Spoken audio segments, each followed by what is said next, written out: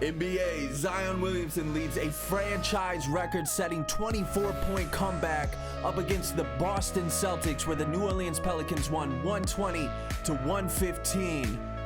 Woo! What is going on? It is your boy Hoops Life 24Q7. Yo, play that intro.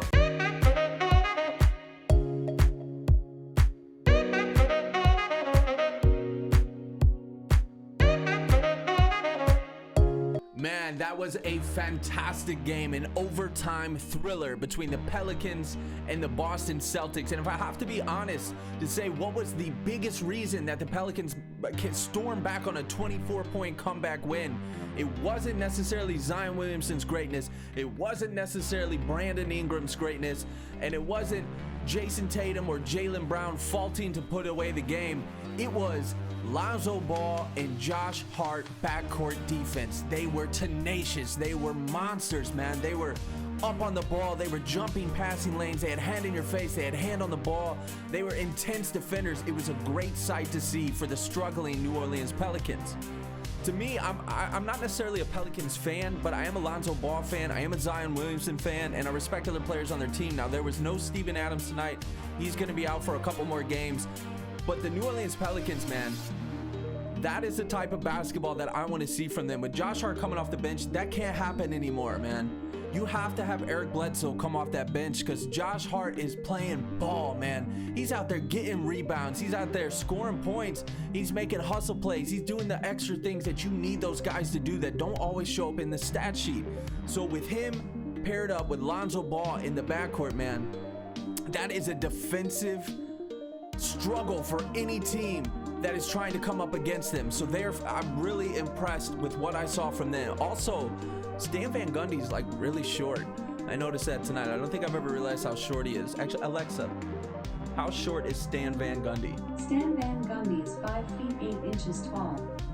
Oh, he's 5'8". I guess it's not terribly short. Either way, the Pelicans, man, very impressive game, very strong victory. Now, over on the Boston side, Jason Tatum was consistent throughout the game. Jaylen Brown started off the game 4 of 15 from the field, and he was not playing that impressive to me until things kind of heated up in the end. Then he was a go-to player for them to go to, outside of Tatum, of course. Tatum made some big buckets late in the game, a huge floater to send him into overtime with 0.2 seconds left on the clock. Zion Williamson, he had an and one when they were down 1 point to Boston with just a couple of ticks of the second left.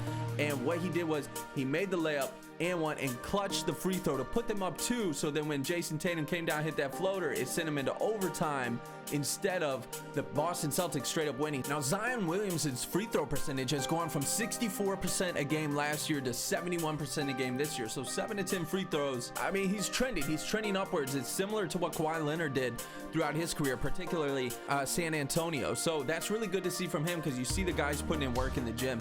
Not to mention this year, Zion Williamson is averaging 25 points a game and about 6.7 rebounds, but he's shooting over 60% from the field, man. What? And last year he was shooting 58% from the field as a rookie, so it's not anything out of the ordinary. He's already played more games this year than he did last year, which is kind of interesting because last year he only played 24 games. This year he's played 28. But not only is he shooting 62% from the field, he's shooting 37% from 3. Now he only takes about 1 3 a game, a little bit over that, but still he's hitting them at a good clip. So impressive results from Zion Williamson. Now the New Orleans Pelicans are a weird team. They kind of have this stigma about them right now where they're actually not that grabbing to watch. And I don't know if it's Zion not going for all these dunks because I feel like he's working on longevity. I feel like Stan Van Gundy learned that with Dwight Howard, that you can't fly as high as you can every time and land hard as every time as you can if you're a heavier guy, because I presume that they think that his career won't last as long and they want to keep him on the floor forever, man.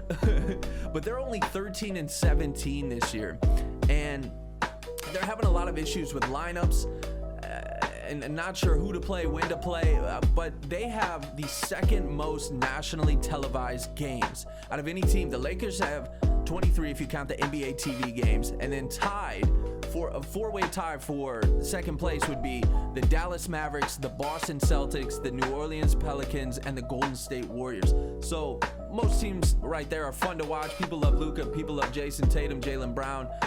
Obviously, people love watching Steph, man. He's one of the best players to watch play basketball in the history of my watching basketball career, if you could call it that. But the Pelicans, man, from Lonzo to Eric Bledsoe to Ingram to Nikola Melli to Steven Adams, there's just some logs up in that team that are kind of jamming everything up. And I don't think Stan Van Gundy has really figured out what to do because, like I said, they're only 13-17. And I know there was a lot of trade talk about Lonzo Ball, thinking that maybe they're going to ship him out. They don't believe in him, that he didn't get that extension that he was hoping for going into this next year because he is on a contract year. And now he's playing really well. He's playing actually really well. He's scoring at a good clip. He's not having a great amount of assists and he's not having a great amount of rebounds, but he's at about 14.5 points a game, which is a career high for him right now. His assists are only at 4. And for a point guard, you know, you could be like, oh, that's not really that great. But at the same time, the way he plays offense, the way he pushes the ball up, and the way they let Zion Williamson and Brandon Ingram at times play point forward, it can be really pick and choose what you want to take from his game. But overall, his defense is very underrated. He is a very good on-ball, off-ball defender for the New Orleans Pelicans. And that's why I think they're going to end up keeping him. And I do think they got to get Bledsoe out of that lineup. Like I said earlier, man, get Josh Hart in there. So the jury's out to see what they'll do for the rest of the year and if they're actually a playoff contender. They're obviously not a championship contender, but they should be in the playoff hunt. I absolutely think so. Then over on the Boston side, Kemba Walker was only 5 of 21 from the field for 14 points. And I know I've been tough on him lately, but I really do not think that he is the fit for that team. And honestly, I don't think he's a starting point guard in the NBA. Obviously, he was a champion in college, but I don't think he's a starting point guard in the NBA that could win a championship as a first or second or maybe even third option, to be quite honest, unless the team is built absolutely perfectly to his strengths and weaknesses. But the Boston Celtics, they're slipping up this year. Right now, they're 15-15. I don't know who expected that. Now, there's been no Marcus Smart, and he is absolutely vital to that team on the defensive end, but they need some defensive pieces, man. The kid Pritchard, the point guard Pritchard, the 4-year senior that they just drafted this year, he is a good ball player, and I think he's a good backup point guard for that team. He reminds me of TJ McConnell, man. They got that same type of height. He's over on Indiana, and he's a good ball player that does the right things at the right time. So I think he's a good backup point guard for them going forward. I like Marcus Smart as the 2 guard. Whether they decide to have him come off the bench or start him, wherever he's at, he's going to be fantastic.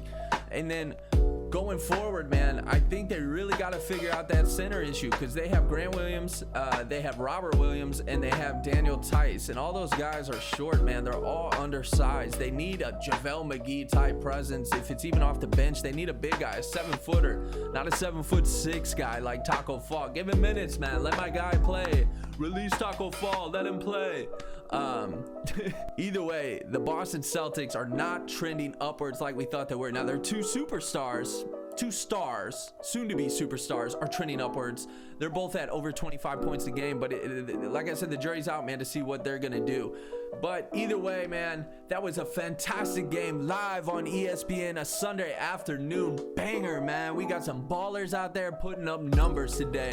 But if you like this kind of content, man, feel free to like and subscribe. I'm trying to create a community here. People want to talk basketball. I'm from St. Louis, man, so I just want to talk hoops, man. There's no team here. A lot of people don't like it, so come along, join along. Either way, if not, it's no big deal because it is all love, baby. Remember, we are in this together. Either way, it is your boy Hoops Life 24Q7. Stay tuned, stay with me. Peace.